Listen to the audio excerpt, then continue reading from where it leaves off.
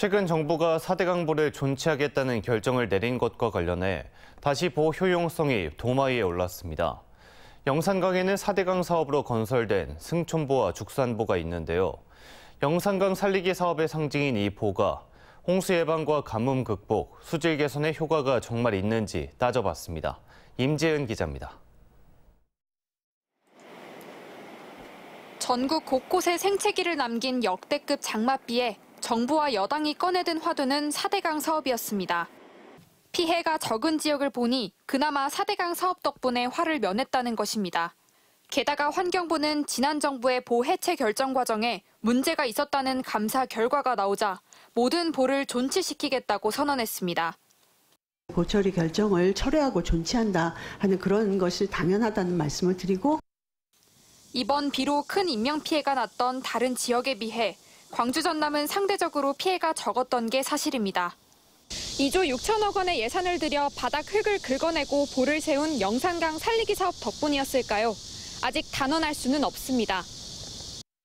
2020년 호남 지역에 집중호우가 내렸을 때 영산강 승촌보와 죽산보의 홍수위는 보가 없었을 때와 비교해 각각 0.16m, 0.13m 정도 높아진 것으로 나타났습니다. 보를 세워 홍수 방어 능력이 커졌다면 홍수위가 낮아져야 하는데 승촌보와 죽산보를 세우기 전보다 홍수위가 오히려 더 높아졌다는 사실은 홍수 방어 능력이 떨어진 것이라고 당시 환경부는 결론 내렸습니다. 홍수위가 높아져 영산강 제방의 약한 부분이 무너질 경우 곧바로 범람으로 이어질 수 있습니다. 모든 게 다 관리가 잘 된다고 하더라도 어느 한 구석이 조금 부족한 부분이 있으면 그곳을 집요하게 파고드는 게 바로 물의 특성입니다. 가뭄 극복 또한 영산강 살리기 사업의 중요한 목표입니다. 광주 시민들이 제한급수까지 걱정해야 했던 지난 3월, 정부와 보수 언론 모두 보의 필요성을 강조하기도 했습니다.